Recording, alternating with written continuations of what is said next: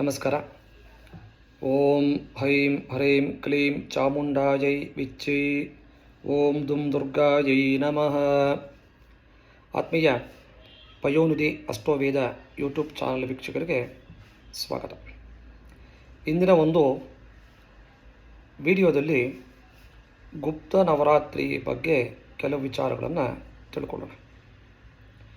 ಈ ನವರಾತ್ರಿ ಅಂದರೆ ವರ್ಷದಲ್ಲಿ 12 ನವರಾತ್ರಿಗಳು ಬರುತ್ತೆ ಅಂತೇಳಿ ಹೇಳ್ತೀವಿ.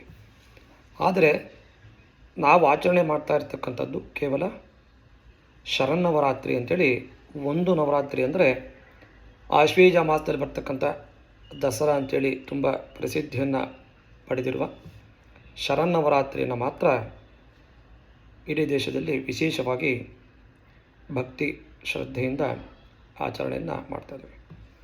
ಆದರೆ ಪುರಾಣಗಳೇನು ಹೇಳ್ತಪ್ಪ ಅಂದರೆ 12 ತಿಂಗಳೊಳಗೆ 12 ನವರಾತ್ರಿಗಳು ಇದೆ ಅಂತೇಳಿ ಹೇಳುತ್ತೆ. ಅದನ್ನು ಆಚರಣೆ ಮಾಡೋಕ್ಕೆ ಆಗಲಿಲ್ಲ ಅಂದರೂ ಪಕ್ಷದಲ್ಲಿ 4 ನವರಾತ್ರಿಗಳನ್ನು ಆಚರಣೆ ಮಾಡಬೇಕು ಅಂತೇಳಿ ಹೇಳುತ್ತೆ.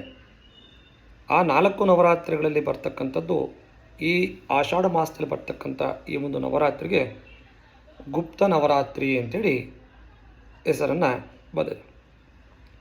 ಅಂದರೆ ನಾವೀಗ ಆಚರಣೆ ಮಾಡ್ತಾ ಇರ್ತಕ್ಕಂಥದ್ದು ಕೇವಲ ಅಕ್ಟೋಬರ್ ದಸರಾದಲ್ಲಿ ಬರ್ತಕ್ಕಂಥ ಶರನ್ನವರಾತ್ರಿಯನ್ನು ಮಾತ್ರ ಆಚರಣೆ ಮಾಡ್ತಾ ಇದ್ದೀವಿ. ಬೇರೆ ಬರ್ತಕ್ಕಂಥ ನವರಾತ್ರಿಗಳನ್ನು ಆಚರಣೆ ಕಮ್ಮಿಯಾಗಿದೆ. ಕೆಲವು ಪ್ರದೇಶಗಳಲ್ಲಿ ಆಚರಣೆಯನ್ನು ಮಾಡ್ತಾ ಇದ್ದಾರೆ. ನಮ್ಮ ಈ ಪ್ರಾಂತೀಯವಾಗಿ ಕೆಲವು ನವರಾತ್ರಿಗಳ ಆಚರಣೆ ಮಾಡ್ತಾ ಇಲ್ಲ, ಕೆಲವರು ಮಾಡ್ತಾ ಇದ್ದಾರೆ. ವಿಶೇಷವಾಗಿ ಈ ಆಷಾಢ ಮಾಸದಲ್ಲಿ ಬರ್ತಕ್ಕಂಥ ಈ ಒಂದು ನವರಾತ್ರಿಗೆ ಗುಪ್ತ ನವರಾತ್ರಿ ಅಂತೇಳಿ ಹೆಸರು ಬಂದಿದೆ. ಏನು ಗುಪ್ತ ಅಂದರೆ ವೈಯಕ್ತಿಕ, ರಹಸ್ಯ ಅಂತೇಳಿ ಹೇಳ್ಬೋದು. ಅಂದರೆ ಯಾವುದು ವೈಯಕ್ತಿಕವಾಗಿ ಈ ನವರಾತ್ರಿಯಲ್ಲಿ ದೇವಿಯ ಆರಾಧನೆಯನ್ನು ಹೆಚ್ಚಾಗಿ ವೈಯಕ್ತಿಕವಾಗಿ ಜಪ, ಧ್ಯಾನ, ಪೂಜೆ ಮತ್ತು ಸಾಧನೆಯನ್ನು ರೂಪದಲ್ಲಿ ಆ ಒಬ್ಬ ವ್ಯಕ್ತಿ ಮಾಡ್ತಾರೆ, ಆ ಒಂದು ವ್ಯಕ್ತಿಗೆ ವಿಶೇಷವಾಗಿ ಆ ಒಂದು ವಾರಾಹಿ ದೇವಿಯ ಅನುಗ್ರಹ ಸಿಗುತ್ತೆ ಅಂತೇಳಿ ಪುರಾಣಗಳಲ್ಲಿ ಉಲ್ಲೇಖವಾಗಿದೆ. ಈ ಒಂದು ವಿಶೇಷವಾಗಿ ಈ ಒಂದು ಗುಪ್ತ ನವರಾತ್ರಿಗೆ ದೇವಿಯಾಗಿರ್ತಕ್ಕಂಥದ್ದು ಶ್ರೀ ವಾರಾಹಿ ದೇವಿ. ಈ ವಾರಾಹಿ ದೇವಿ ಜಗನ್ಮಾತೆಯಾದ ಲಲಿತಾಂಬಿಕಾ ದೇವಿಯ ವಿಶೇಷವಾಗಿರ್ತಕ್ಕಂಥ ಒಂದು ಶಕ್ತಿ ಅಂತಲೇ ಹೇಳ್ಬೋದು. ಮತ್ತು ವಾರಾಹಿ ದೇವಿ ಮಹಾಲಕ್ಷ್ಮಿ ತಾಯಿಯ ಒಂದು ಪ್ರತೀಕ. ಹಾಗಾಗಿ ಈ ವಾರಾಹಿ ದೇವಿಗೆ ಸಂಬಂಧಪಟ್ಟ ಕೆಲವು ಪೂಜೆಗಳನ್ನು ಆಂಧ್ರ ಪ್ರದೇಶ, ತೆಲಂಗಾಣ ರಾಷ್ಟ್ರಗಳಲ್ಲಿ ವಿಶೇಷವಾಗಿ ಆಚರಣೆಯನ್ನು ಮಾಡಿ ಕೆಲವರು ಸಿದ್ಧಿಯನ್ನು ಮಾಡಿಕೊಂಡು ವಿಶೇಷವಾಗಿ ಪೂಜೆಗಳನ್ನು ಆಚರಣೆಯನ್ನು ಮಾಡ್ತಾಯಿರ್ತಾರೆ. ಇವತ್ತು ಸಹ ಮಾಡ್ತಾಯಿದ್ದಾರೆ, ನೋಡ್ತೀವಿ ಆ ಒಂದು ಪೂಜಾ ವಿಧಾನಗಳನ್ನು. ವಿಶೇಷ ಈ ಒಂದು ಲಲಿತಾಂಬಿಕಾ ದೇವಿಯ ಸೇನಾಧಿಪತಿಯಾಗಿರ್ತಕ್ಕಂಥ ಒಂದು ವಾರಾಹಿ ದೇವಿ ಅಂತೇಳಿ ಹೇಳ್ತಾರೆ. ಈ ಒಂದು ದೇವಿಯ ಆರಾಧನೆಯಿಂದ ನಮಗೆ ಶತ್ರುಗಳ ಬಾಧೆ ನಿವಾರಣೆ ಆಗುತ್ತೆ ಅಂತೇಳಿ ಹೇಳುತ್ತೆ. ಮತ್ತು ಮನಸ್ಸಿಗೆ ಒಂದು ಶಾಂತಿ, ಆಧ್ಯಾತ್ಮಿಕ ಒಂದು ಬೆಳವಣಿಗೆ ಉಂಟಾಗುತ್ತೆ. ದೇವಿಯ ಉಪಾಸನೆ ಮಾಡೋದ್ರಿಂದ ಆ ಒಂದು ಮಹಾಲಕ್ಷ್ಮೀ ದೇವಿಯ ಅನುಗ್ರಹ ಪ್ರಾಪ್ತಿಯಾಗುತ್ತೆ ಅಂತೇಳಿ ಹೇಳ್ತೀವಿ. ವಿಶೇಷವಾಗಿ ಈ ಒಂದು ದೇವಿಯ ಆರಾಧನೆಯಿಂದ ಮನೆಗಳಲ್ಲಿರ್ತಕ್ಕಂಥ ಎಷ್ಟೋ ಒಂದು ನೆಗೆಟಿವ್ ವೈಬ್ರೇಷನ್ಸ್ ಅಂತಕ್ಕಂಥದ್ದು, ಈಗ ಕೆಲವು ಮನೆಗಳಲ್ಲಿ ಪ್ರತಿನಿತ್ಯ ಕೆಲವು ಗಲಾಟೆಗಳು, ಮನಸ್ತಾಪಗಳನ್ನು ನೋಡ್ತಾ ಇರ್ತೀವಿ. ಆ ಒಂದು ಮನಸ್ತಾಪಗಳು ಅಥವಾ ಲೇವಾದೇವಿಗೆ ಸಂಬಂಧಪಟ್ಟ, ವ್ಯವಹಾರಕ್ಕೆ ಸಂಬಂಧಪಟ್ಟ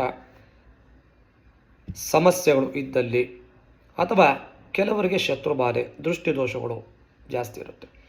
ಈ ಒಂದು ವಾರಾಹಿ ದೇವಿಯ ಆರಾಧನೆಯಿಂದ ನಿಮ್ಮ ಮನಸ್ಸಿನ ಒಂದು ಕಾಮನೆಗಳು, ಆಸೆಗಳು ಕೈಗೂಡುತ್ತೆ ಅಂತೇಳಿ ಹೇಳ್ಬೋದು.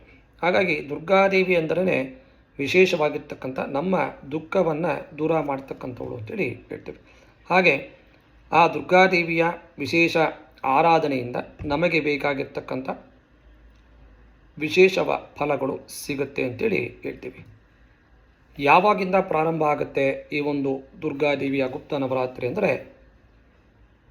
ನಾಳೆಯ ದಿನ ಆಷಾಢ ಮಾಸ ಪ್ರಾರಂಭದಲ್ಲಿರ್ತಕ್ಕಂಥದ್ದು ಪಾಡ್ಯ ಅಂದರೆ ಪ್ರತಿಪತ್ತಿತಿಯಿಂದ ಪ್ರಾರಂಭವಾಗಿ 9 ದಿನಗಳ ಪರ್ಯಂತವಾಗಿ ಈ ಒಂದು ಗುಪ್ತ ನವರಾತ್ರಿ ಅಂತಕ್ಕಂಥದ್ದು ಪ್ರಾರಂಭ ಆಗುತ್ತೆ.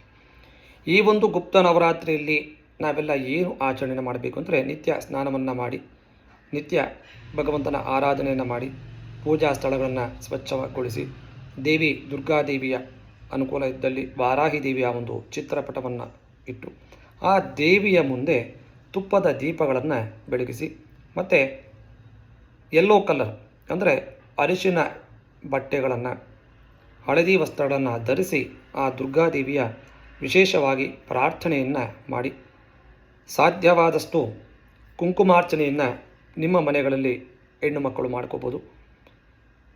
ದುಮ್ ದುರ್ಗಾಯಿ ನಮಃ ಅಂತಕ್ಕಂಥ ಒಂದು ದುರ್ಗಾದೇವಿಯ ಮಂತ್ರವನ್ನು ಪಾರಾಯಣವನ್ನು ಮಾಡಿ, ಅಥವಾ ದುರ್ಗಾದೇವಿಯ ಮೂಲಮಂತ್ರ ಉಪದೇಶ ಆಗಿದ್ದ ಪಕ್ಷದಲ್ಲಿ ದೇವಿಯ ಮೂಲಮಂತ್ರವನ್ನು ಪಾರಾಯಣವನ್ನು ಮಾಡಿ, ಪೊಂಗಲ್ ಅಂತ ಅಂದರೆ ಆ ದುರ್ಗಾದೇವಿಗೆ ವಿಶೇಷವಾಗಿರ್ತಕ್ಕಂಥ ಬೆಲ್ಲದ ಅನ್ನ, ಗುಡಾನ್ನ ಅಂತ ಹೇಳ್ತೀವಿ, ಆ ಗುಡಾನ್ನವನ್ನು ನೈವೇದ್ಯವನ್ನು ಮಾಡಿ ಸಾತ್ವಿಕವಾದ ಆಹಾರವನ್ನು ಮಾತ್ರ ಅರ್ಪಿಸಬೇಕು, ಮತ್ತು ನೀವು ಅದನ್ನು ಮಾತ್ರ ತೆಗೆದುಕೋಬೇಕು.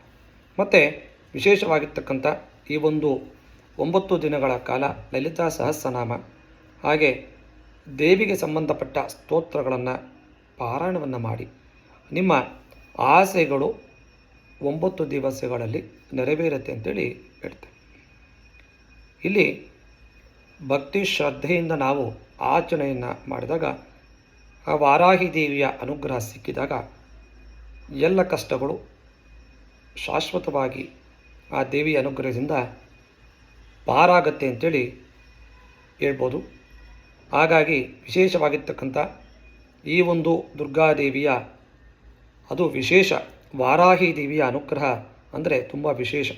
ಹಾಗಾಗಿ ಈ ಒಂದು ವಾರಾಹಿ ದೇವಿಯ ವಿಶೇಷವಾಗಿರ್ತಕ್ಕಂಥ ಗುಪ್ತ ನವರಾತ್ರಿಯಲ್ಲಿ ಈ ಒಂದು ದೇವಿಗೆ ಸಂಬಂಧಪಟ್ಟ ಸ್ತೋತ್ರಗಳನ್ನು ಪಾರಾಯಣವನ್ನು ಮಾಡಿದಾಗ ಆ ದೇವಿಯ ಅನುಕೂಲ ಮತ್ತು ವಿಶೇಷವಾಗಿರ್ತಕ್ಕಂಥ ಆಶೀರ್ವಾದ ಸಿಕ್ಕಿದಾಗ ಎಲ್ಲ ಮನಸ್ಸಿನಲ್ಲಿರ್ತಕ್ಕಂಥ ಕಾಮನೆಗಳು ನೆರವೇರುತ್ತೆ ಅಂತೇಳಿ ಹೇಳ್ಬೋದು. ಮತ್ತು ಈ ಒಂದು ದುರ್ಗಾದೇವಿಯ ಆರಾಧನೆ ಅಂದರೆ ನಾವೆಲ್ಲ ದಸರಾದಲ್ಲಿ ಆಚರಣೆಯನ್ನು ಮಾಡ್ತೀವಿ. ವಿಶೇಷವಾಗಿರ್ತಕ್ಕಂಥ ಗುಪ್ತ ನವರಾತ್ರಿಯ ವಿಶೇಷ ವಾರಾಹಿ ದೇವಿಯ ಅನುಗ್ರಹ ಸಿಕ್ಕಿದಾಗ ಎಲ್ಲ ಆ ದೇವಿಯ ಪೂಜೆ ಮತ್ತು ಧ್ಯಾನವನ್ನು ಮಾಡಿದಾಗ ಆ ಭಕ್ತಿಗೆ ಮೆಚ್ಚಿ ದುರ್ಗಾದೇವಿ ಪ್ರಸನ್ನಳಾಗಿ ಬೇಕಾಗಿರ್ತಕ್ಕಂಥ ಈ ಒಂದು ಅವಶ್ಯಕತೆ ಇರ್ತಕ್ಕಂಥ ಕಾಮನೆಗಳನ್ನು ಖಂಡಿತವಾಗಿ ನೆರವೇರಿಸ್ತಾಳೆ ಅಂತೇಳಿ ಹೇಳ್ತಾರೆ. ಈ ಒಂದು ನಮ್ಮ ಭಕ್ತಿ ಅಂತಕ್ಕಂಥದ್ದು ಆಡಂಬರ ಅವಶ್ಯಕತೆ ಇಲ್ಲ, ನಿಷ್ಕಲ್ಮಶವಾಗಿರ್ತಕ್ಕಂಥ ಭಕ್ತಿ ಮಾತ್ರ ದೇವರು ಕೇಳ್ತಾನೆ. ನಾವು ಯಾವ ರೀತಿ ಪೂಜೆಯನ್ನು ಮಾಡಬೇಕು, ಯಾವ ರೀತಿ ಅಲಂಕಾರವನ್ನು ಮಾಡಬೇಕು ಅಂತಕ್ಕಂಥದ್ದು ಅವಶ್ಯಕತೆ ಇಲ್ಲ. ನಿಮ್ಮ ಭಕ್ತಿಯಿಂದ ಆ ದುರ್ಗಾದೇವಿಗೆ ನಮಸ್ಕಾರವನ್ನು ಮಾಡಿ, ದುರ್ಗಾದೇವಿಯ ಸ್ತೋತ್ರಗಳನ್ನು ಪಾರಾಯಣವನ್ನು ಮಾಡಿ, ನಿಮ್ಮ ಮನಸ್ಸಿನಲ್ಲಿರ್ತಕ್ಕಂಥ ಕಷ್ಟಗಳನ್ನು ಆ ದೇವಿಗೆ ನಿವೇದನೆಯನ್ನು ಮಾಡಿ. ಖಂಡಿತವಾಗಿ ಆ ದುರ್ಗಾದೇವಿ ವಾರಾಹಿ ದೇವಿ ನಿಮಗೆ ಒಳ್ಳೆಯ ಆಶೀರ್ವಾದವನ್ನು ಮಾಡ್ತಾಳೆ ಅಂತಕ್ಕಂಥದ್ದು ವಿಶೇಷ. ತಾಂತ್ರಿಕ ಪೂಜೆಗಳು ಈ ಒಂದು ವಾರಾಹಿ ದೇವಿಗೆ ಸಂಬಂಧಪಟ್ಟಾಗಿ ವಿಶೇಷ ಫಲಗಳನ್ನು ಕೊಡುತ್ತೆ ಅಂತೇಳಿ ಹೇಳುತ್ತೆ ಶಾಸ್ತ್ರವು. ಹಾಗಾಗಿ ವಾರಾಹಿ ಕವಚ, ವಾರಾಹಿ ದೇವಿಯ ಮೂಲ ಮಂತ್ರಗಳನ್ನು ಉಪದೇಶ ಆಗಿದ್ದ ಪಕ್ಷದಲ್ಲಿ ನೀವು ಜಪಿಸಬಹುದು. ಇಲ್ಲ ಅಂದ ಪಕ್ಷದಲ್ಲಿ ಶ್ರವಣವನ್ನು ಮಾಡಿ ಆ ದುರ್ಗಾದೇವಿಯ ಅನುಗ್ರಹವನ್ನು ಪಡೆಯಿರಿ.